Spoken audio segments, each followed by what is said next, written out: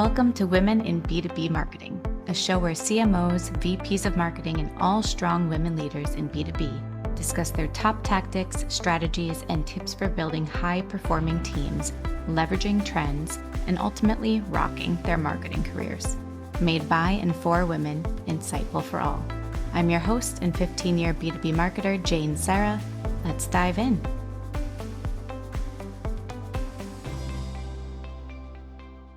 Okay. Hi, everybody. Thank you for joining us for another episode of Women in B2B Marketing. Today, we are going to take a pause on marketing a little bit. We'll still touch on it. And we're going to get a sales perspective. We have with us Maggie Bloom, who is a deliverability consultant at the Luster Group. And her background is largely in sales, BDR, SDR, AE side of things.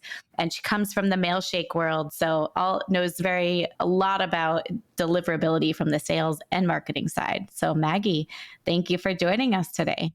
Jane, thank you so much for being here. I'm excited to be on a podcast for women, created by women. It's a dream of mine from when I first started in sales. I'm so happy to be here. Thanks for having me on. Love having more women on mics, right? That's our thing. More women on mics and stages. We'll get there. So before we dive into deliverability, which I'm super excited about in a very geeky way, how did you get into sales in the first place? What brought you down that path? Yeah. So I always laugh at this question because it's not, at first, I don't think anyone grows up to say, I want to be in sales. But I remember I was working as an accountant in college to just pay for like summer stuff and fun stuff in college. And I was studying business and I took a ton of marketing classes and I was like, I really want to be a marketer one day. But I felt like I never really had any experience with marketing. And when I went to go apply for jobs after college, I wasn't really even like in the running for any marketing jobs. And none of them were entry level from the things I was looking at. So I was like, but I was seeing all these sales positions. Yeah, like cold calling, the fun things, the fun side of sales when you first get in. But I remember thinking to myself, like, you know what? I've been working as an accountant. I'm so introverted. So I'm going to do sales so I can become extroverted. Which, yeah, I know. Which I was like, so I started at a company making like 70 cold calls a day and didn't like it, but I don't think most people like that. But I think what's funny is I don't know, I'm not a psychologist, but I don't think you can really switch from being introverted to extroverted, or maybe you not can. instantly, or maybe least, there's right? like obviously spectrums. Yeah, no, and not from one sales job that I started. But I think what's funny and why I laugh about it now is that like being an introverted, I think has helped me in my sales career more than anything else, starting with like active listening and asking good questions, because I used to think it was like my weakness. Like I'm from a family of a ton of extroverts. I know. And I was like, it's what's helped me the most, like to this day. That's so cool. I'm curious, what do you think from being an introvert has worked in your favor on the sales side? Is it that it's so different and refreshing to have a different personality come to talk to them, or what do you think? Yeah, because I mean, the old school vision of like a salesperson is always this person can talk you into buying anything. And I could sweet talk someone into doing something. That's not how I can do it. Yeah. I can't do that at all. Like I can't even begin to think of like how that would work. And I know salespeople aren't really like that anymore, especially in the B2B software space. I don't think they're like the typical car salesman. But I think what's helped me is the active listening for sure. So like really being able to catch like very small details of what people say and digging deeper. I know that's like always something that's in the back of my head when I'm doing sales calls is like, oh, that's odd that you said that. What do you mean? And just making sure that I can really take time to listen to them. And then also asking good questions. Like I remember when I first started thinking about like my introvertedness as a strength is like how many good questions I could ask in a sales conversation. Like that wasn't part of our script. That wasn't part of the flow of a demo, but like I could really get something out of it. It's like detective work, I think, when you're an introvert like me. So I think that's what makes it really fun Oh, for me that's to be in cool. sales. Yeah, I would like to be on a call like that versus someone just trying to put their agenda on me. You're more feeling out your prospects and finding out what matters to them so that you could see if this is a fit. Yeah. Yeah. And it's, I get discouraged with salespeople sometimes. And I'm guilty of doing this too when I was first learning. And sometimes it's like we go into conversations thinking like about ourselves, which I still think about myself in conversations. It's not Yeah. like I can really stop doing that. But we have this agenda. And it's like the question of people, oh, if a prospect asks for pricing in the beginning of a conversation, should we tell them? And I think a lot of salespeople, it stems from that question of like, are we really listening to them when they're first getting on a conversation? Or are we really just thinking about our Yeah. agenda like the entire time? And I think breaking that and just like listening to what they have to say. And of course, everyone has their rules about like Yeah. going to share pricing in the beginning, but that might be like a big fork in the road for someone of like, hey, my budget's like 500 and this software Yeah. costs 5,000 a Exactly. month. But No, now I'm it's rambling, actually, Jane, it's funny so because I I'm not. just, yeah, no, I Maybe I'm doing just the posted opposite. about that, something similar, because there's been a couple of reports that have dropped recently. One from Nevadic, I think, and Chili Piper, and then one from Trust Radius and Pavilion about buying reports and the new buying process.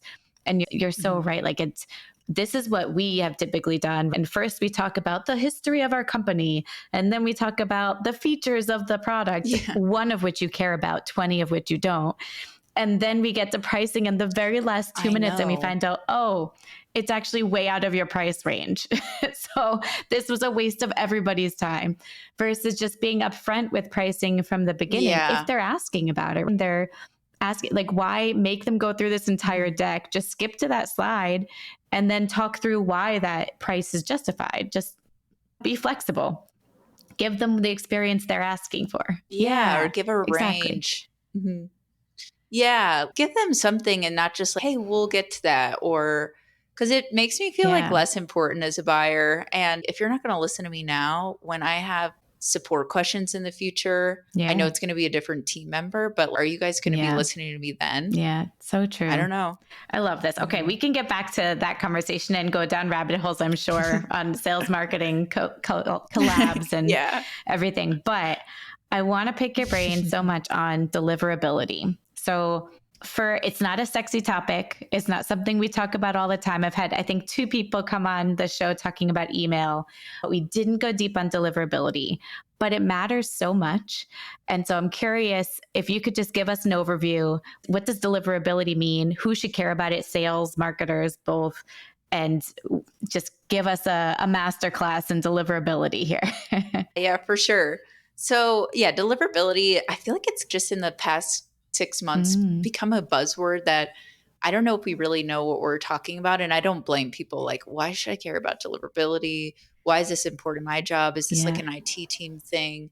And it's really to put it in the mindset of sales and marketers, which we're both in and your listeners are in, it's caring about, and I hear a lot of people just internally on teams or teams that I talk to, it's, oh, our open rates are so bad.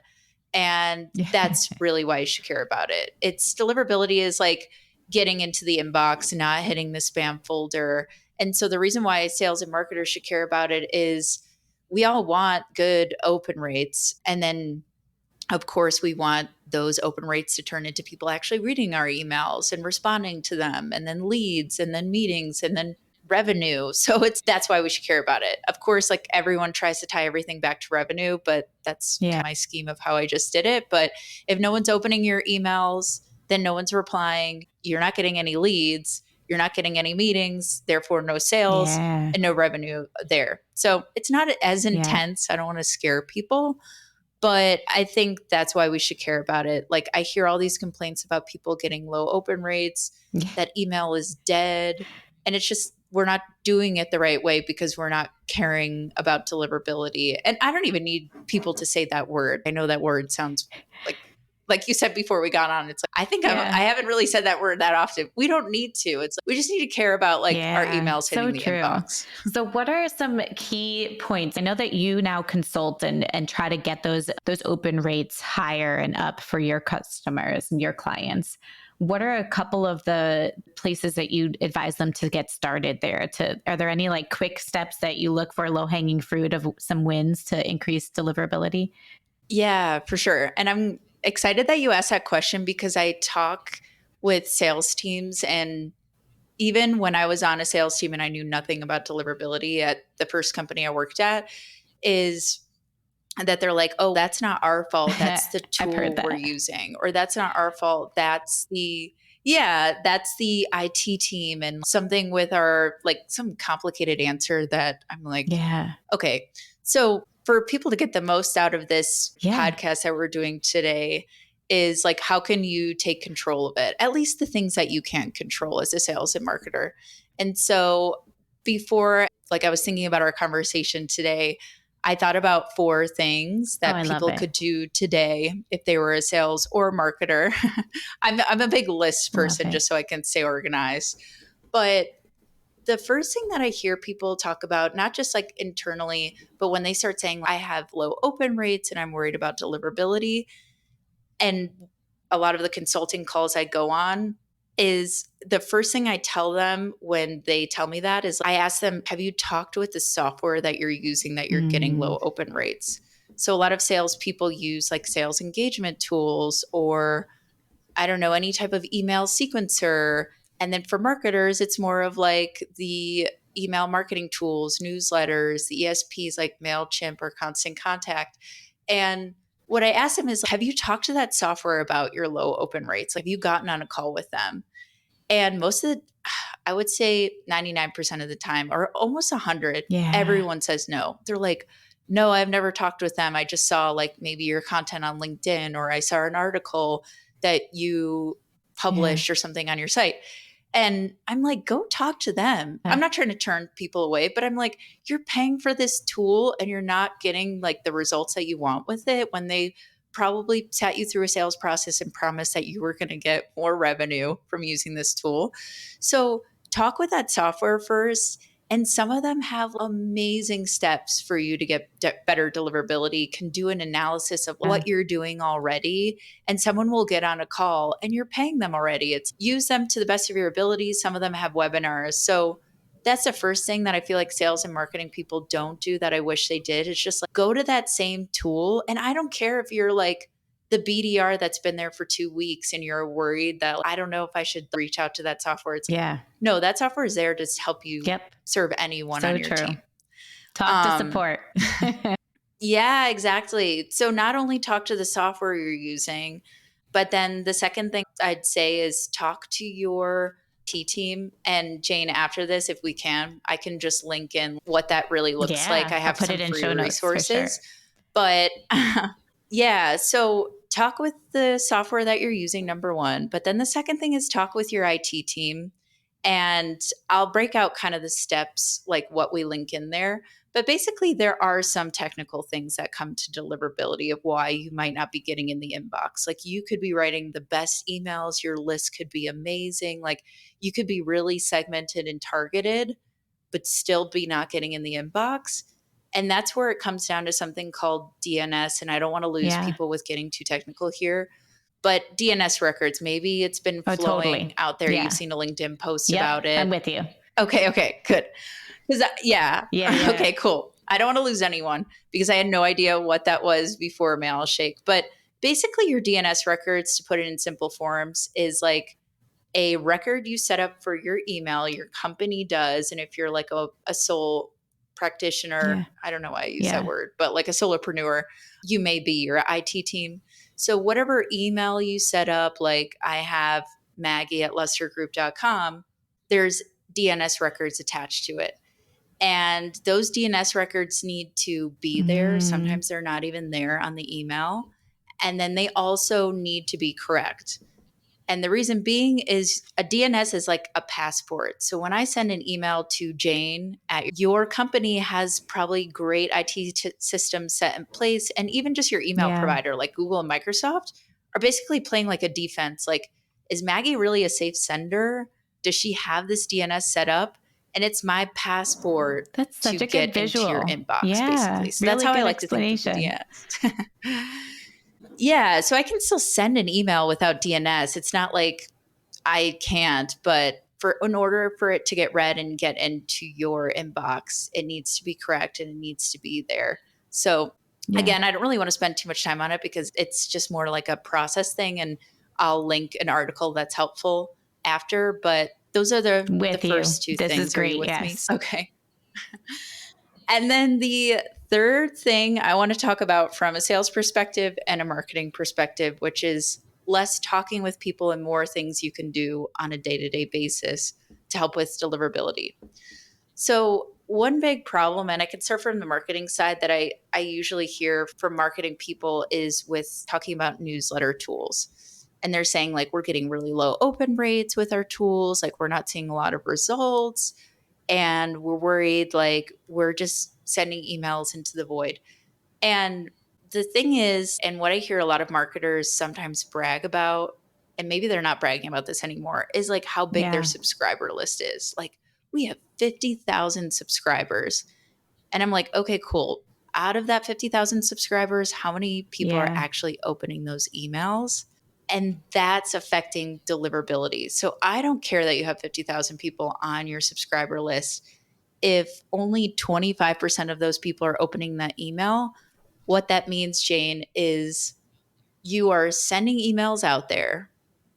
75% of the people aren't opening them consistently. Like, they have Yeah. just dropped off your subscriber list. They still get your emails, Yeah. but they're not reading them. That kind of puts a mark on you for whatever tool you're using, because they're basically saying, okay, Maggie's sending out to Yeah. 50,000 subscribers, but only 25% of them are reading it. She doesn't really seem like she's giving any like value to anyone. She might be Wow. spamming these people because she keeps sending them. So that's what starts like creating you this image and reputation of you as a spammer. It's like you're sending emails to people that may not even be relevant anymore to your brand. They might not work at that company anymore. So you get Yeah. bounces, which is not good with deliverability either. But basically, that email provider where you have the marketing list is saying, you know what? Let's not really prioritize Maggie's emails because people aren't reading them. And what's funny, and again, not to get in the weeds of this, but they actually put you like in groups. So let's say you're using MailChimp and you're not getting great open rates. No one's really engaging with your emails or clicking on links. MailChimp will be like, okay, we have all these different servers, but we're going to put Maggie with a group of people that also doesn't get good open rates. So it's, I'm just mixed up with these, like a group of people that all of us are like now Wow. categorized as spammers. Yeah. So you just don't want that to happen. So basically, what I suggest, and a lot of these tools have a great way to do it for marketers, is Yeah. I think it's called a suppression list, is get rid of those people. If it's really consistent that they're not opening your emails, it's hurting your deliverability and it's hurting the people who actually do care about the newsletters that you send out there. So I'd start there. Yeah. Really spend time with your list as a marketer and that suppression list. And then for the sales side of things, it's the same thing. Please segment. And just because we have these tools as Zoom info and we get all this great contact data, it doesn't really mean that we have to use it. Don't just send for the volume. And I don't want to hear people bragging about I volume. So love it. my rant. Yeah. But the third thing is spend some time with your list to recap. Make sure that you're still sending to people where it's relevant for them, where they're actually opening up Yeah. your emails as marketers. And then for sales, is don't play the I volume game wonder, with your so list. this is really interesting to me because there's a box in HubSpot where when you go to send an email, there's a box that says suppress unengaged user. I forget the exact language, but it's, do you want to block your unengaged users? They should explain that this is for deliverability, just to explain that a little bit better, right? Like why you'd want to do that. Yeah. But also, do you recommend then from a marketing perspective? I'm thinking, okay, I have emails where there is really important product announcements for our customers that everybody needs to know about. That's when I would probably uncheck that box and everybody should receive this. Then if it's just like marketing nurtures or lighter, less important feature updates or just content shares, right? Webinar invites, is that when we should check that box and not send to those people? Yeah, that's a great question. And you're absolutely right. Yeah, of course, there's going to be important information. Send that to every single one of your customers because they need to know that update. And that's why it's really important. Yeah, send that to your most important customers.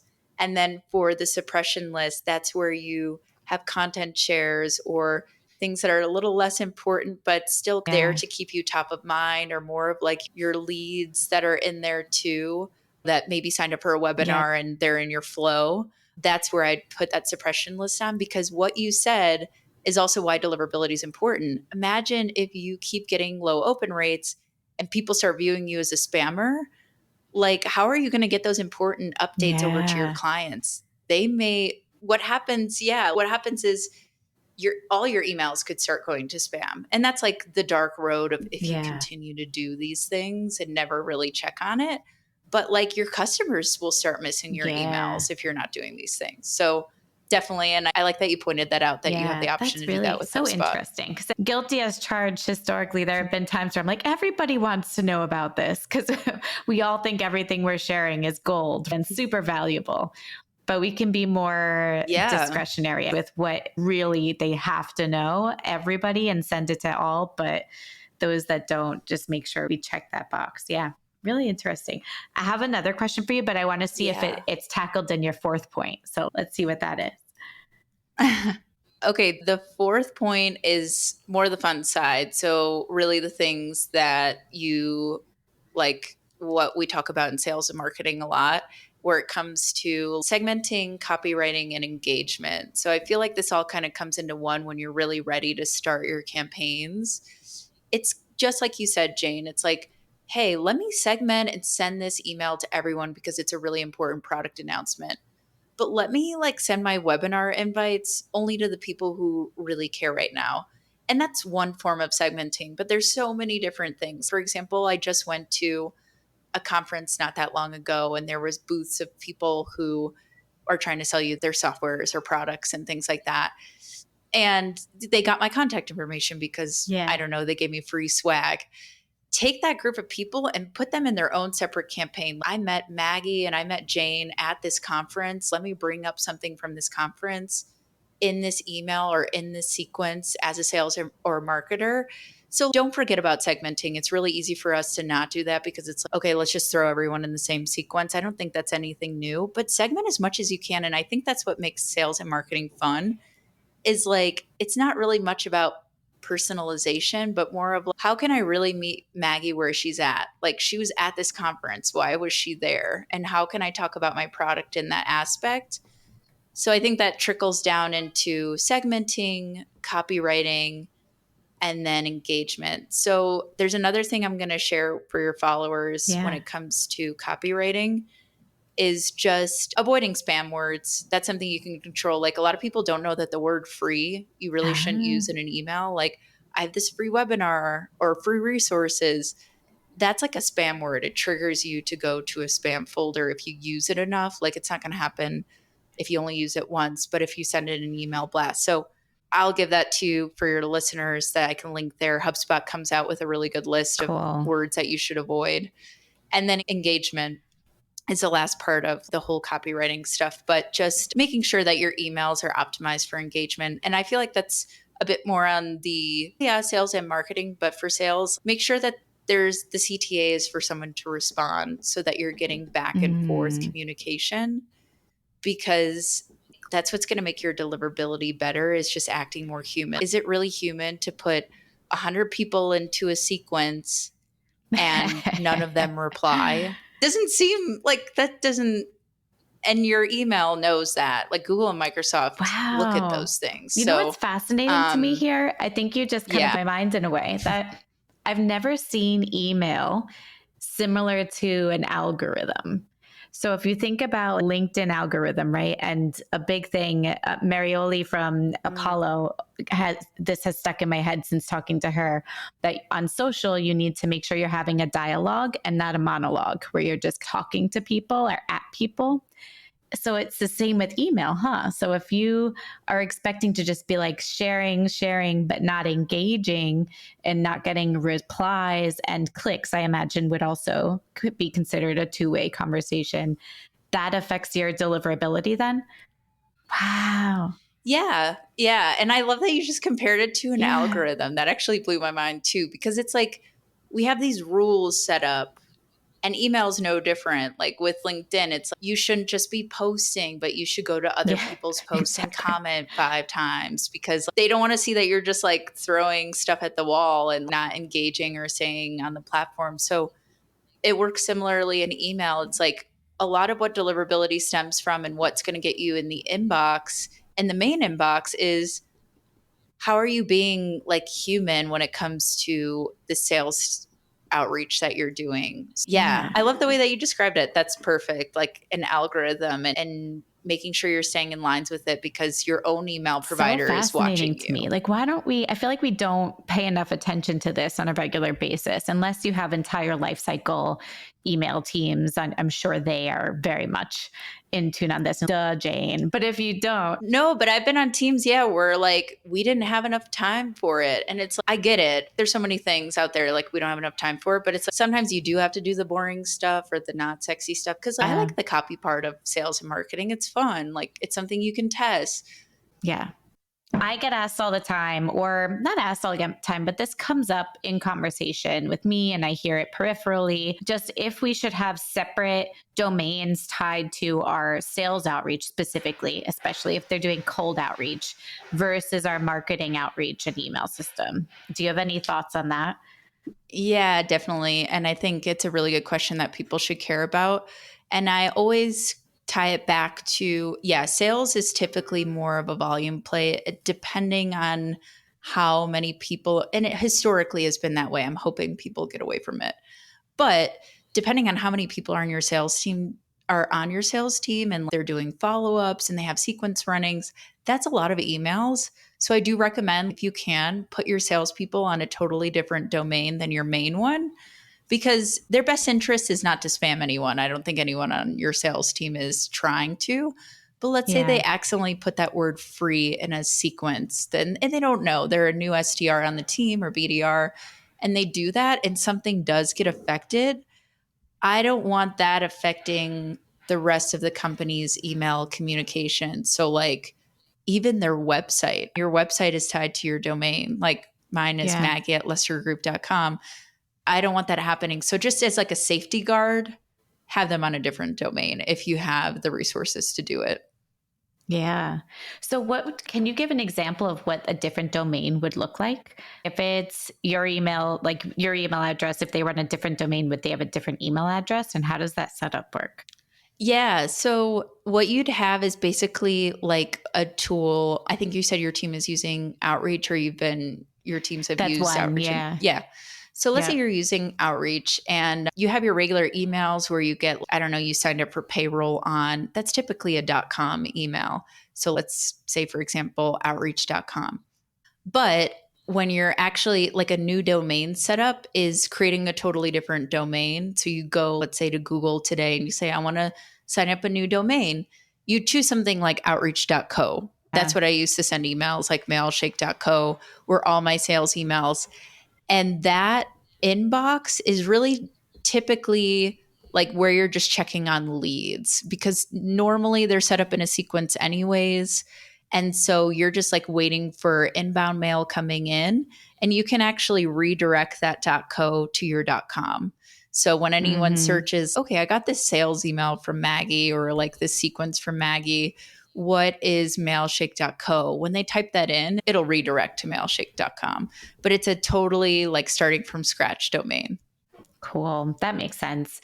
Similarly, when setting up a new domain, I hear the term you need to warm up your domain first. What does that mean? Can you explain that a bit for us? Yeah. So I'll give you another resource too to put in the show notes of a step-by-step Thank guide you. that Mailshake came out with that's really good. There's Cool. warm-up tools that are out there that can do it for you, but essentially warming up is a few different parts. It's again making that new domain and new email human. So a lot of people will just set up a new domain and say, hey, this is my sales domain. I'm going to set up an email address on it and just start sending out emails. Yeah. But we know sales emails in general, like we just talked about, like, don't get the best engagement. It's not like sending an email over to a coworker when you have a question. Not Yeah. everyone's responding. So what a warm up does, like what warming up actually means, is where you're getting a lot of inbound and outbound traction on your email. So that could look like signing up for a newsletter. That means you're going to get inbound mail. And normally, typically humans sign up for some newsletters because they want free things out there. So making it look human. And then also that could be sending emails over to your friend that works at a different company. So I could send an email over to you, Jane, and making sure that you respond to it. And basically, what these warm up Mm. tools do is do that. They send emails on your behalf and they also reply back to those emails so that you have enough inbound, outbound traction, which is like back to what we were talking about, the algorithm thing of making sure you look more human when you send. You know what? That's so good to know. So thank you. But I'm wondering, as from a user perspective, if I'm getting an email from, let's say, Outreach, and I'm put in their sequence, it's a cold email sequence that's sending me emails, and it's saying it's from Bob at outreach.co because they're using a separate domain. I'm going to think that's spam since it's not their usual domain. Is there any like interest or thoughts on the user experience side or thinking it's spam because it's not coming from their usual website? Yeah, it still will redirect. I haven't really had a lot of people that have noticed from there, but it's a good question because I haven't really, because I used to send sequences with the .co all the time, and I never Yeah. really got any feedback. And maybe the Cool. feedback was that the person decided not to respond to me because of Yeah. that. But you could also still set up like a .com that's like outreachco.com or something like that if you still want to keep it in the .com because they say that .com is safer than anything else. Oh, But interesting. yeah, no, I haven't really gotten that as like feedback because it still is going to have a picture there. It's still going to be like you as a human's email address. It's just going to Yeah. be at a A .co. different from email. Yeah. So interesting. And then if somebody replies, will they be replying to the .co, for example, or will they reply to the .com? They'll reply to the .co. And the other Okay. thing I thought of, Jane, when you were talking about that is typically it's the first time someone's interacting with that brand anyways, because it's a cold email and a sequence. So True. that's maybe where I haven't gotten that. They've never maybe even heard of Mailshake before. So they're like, okay, Yeah. let me check this out. It still goes to their website. So yeah. Yeah. That makes a lot of sense. The only thing where at the only company where I think I've noticed that it came from a different domain or email address is that Citibank or any kind of bank you're using, I'll get emails from like random bank that I don't use spamming me. But I'm Mm-hmm. like, oh, is this like a phishing scheme? Because it's not the .com, but it's actually legit when I look it up. Like I don't click to be sure, but it's just interesting that And B2C space. yeah, and that's what I was thinking. I'm like, I think I'd be more worried about it in B2C, like more Yeah. scared. So I don't blame you because I would feel the same thing, especially like banks. But B2C, I'm always like, I feel like I have more of a guard on spam. Yeah, so interesting. Okay, this has been super helpful. Thank you for the 4 key tips on deliverability, and I will definitely drop all of the links that you share. Before we wrap up, I would love to pick your brain on the sales side of things too. It can touch on email as well, but a little bit broader. How have you, or do you have any examples of how marketing has worked really well with you, or how marketing can better support BDRs, SDRs, AEs, just a better enablement or in any way, shape, or form? Yeah. And I've been really lucky to work on super small teams where I've actually had the opportunities to talk with marketing and yeah, I even got to work with Alessandra, who was your latest episode as we were recording this, Yeah. where we got to be on a weekly meeting together and she would talk with our team a lot and listen to us and actually look back at recordings. But I think the one thing like on what I hear from other people and sometimes what I see is that there's always a perception of what a software and product does versus the actual sales conversations that are going on and the questions. And what I think is really cool and what I wish like marketers and salespeople could collaborate on is like, what was asked the most in your sales call? What are questions that keep coming up so much for our prospects? And yeah, I just feel like that alone, I always thought that I wish marketing could be in the room with me because I don't have the time to create a list and send it to them. So I wish there were more Yeah. like meetings or like workflows for salespeople to be more encouraged to talk with marketing about those certain things. And then I think that could work in so many different ways of just like motivating salespeople to help marketers. Like maybe that's to going to LinkedIn and like finding the relationship of like how can salespeople create more content on LinkedIn to in turn help marketing at the end of the day because it's like they're content warriors out there. But I'd say that's the biggest thing that always comes to Yeah. mind for me is I wish there was some workflow or easy way when sales and marketing are both busy for them to collaborate and make it motivating for both sales and marketing. Yeah. That's really good insight because one thing that I'm focused on right now is we have Gong at Mhm. Daxtra, and I am so excited because there's hundreds of calls in there. And you can go back, you can go in and add trackers that go back historically and analyze all of your past conversations. So I'm going to go nuts inside Gong in the next couple of weeks. But what I want to start doing, to your point, is collecting insight on what are the top X objections, or if there's a way to identify what are the top questions asked, right? That's a great one. And then sharing that collectively each month with the sales marketing broader team so everyone can see these trends month over month and how things change and evolve, what's top of mind. I just think there's such gold insights Totally. on the sales calls that can fuel marketing content, and then vice versa. Like we can bring that insight and just share it, insight share, right? We have all of this data that we're sitting on, but we're not doing anything with it. Yeah. Yeah. And I love tools like Gong because I think that's what, even just for myself as a salesperson, helped me so much to see patterns.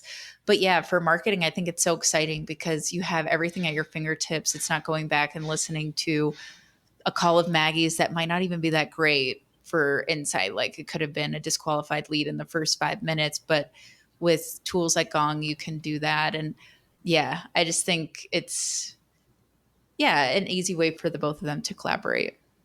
Yeah.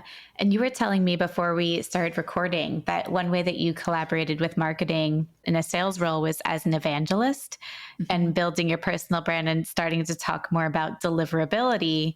So, can you tell us a little bit about this kind of two sides to that? A, how that helped sales and marketing, and then B, how it helped building your personal brand helped create your new career path as well.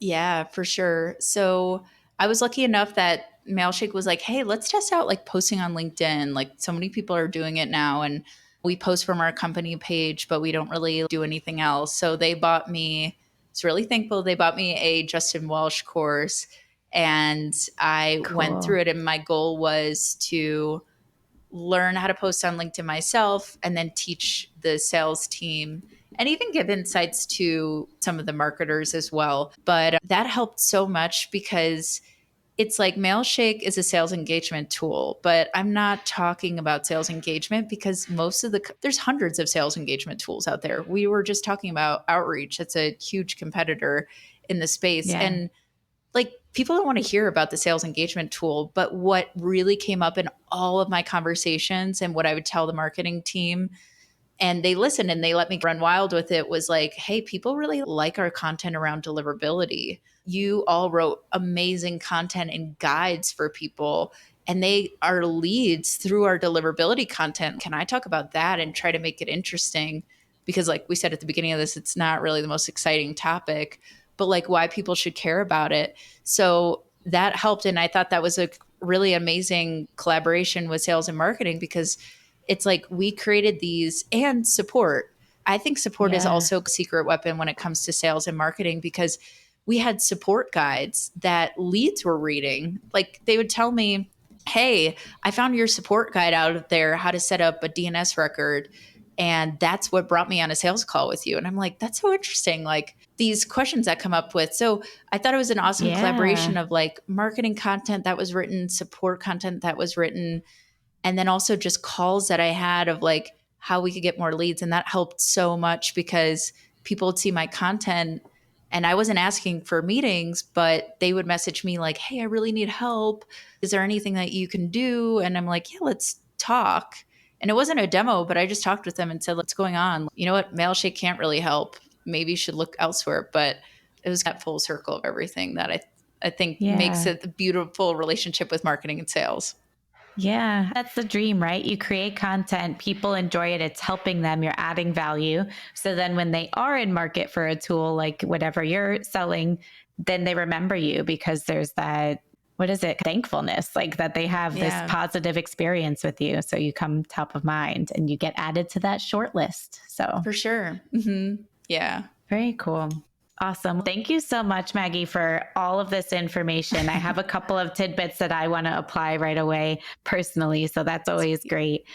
And one last question is, what is your one key tip for fellow women in sales, marketing, in the GTM space at all? Is there anything that's top of mind that you've learned so far from your career? Yeah. And I love this question. And I think it comes back to a story of me starting to have my personal brand on LinkedIn is a lot of people would come to me about stuff that I could personally help them with. So they'd reach out to me saying, like, hey, I saw your post. Is this something Mailshake could help me with? And I'm like, oh, that's not really what we do, like more consulting because Mailshake is just a tool. And they would ask me like, hey, so do you want to do like consulting on the side for me to write email campaigns? And I would say no, because I thought, you know what? I can't do that on my own. I don't think I'm Yeah. good enough or I don't have the confidence to do this. And I'm so mad at myself, Jane. And I think that's what's encouraged me in my career now to just say yes to things and not have like this, I don't know, I can't do this alone or I'm not good enough and Yeah. this low self-esteem. And there's been so many moments like that in my career in the past. And it's something I'm still working on. But Yeah. I wish I would have just said yes and went into it and not think I can't do this or I need a team behind me. And of course, like Yeah. teams are amazing, but like I could have done those things on my own and I still can't. But yeah, I'd say You that can it's do just have, hard things. yeah, we can do anything. It's like the same. And now Yeah. it's the same with when people say that women won't apply to jobs that they aren't fully qualified for or that we aren't fully qualified for, but men Yeah. will. And it's the Yep. same thing there. It's like we can do it, even if maybe Yeah. we have to figure out a way to do it at the beginning or learn a few Exactly. things, like we can do it.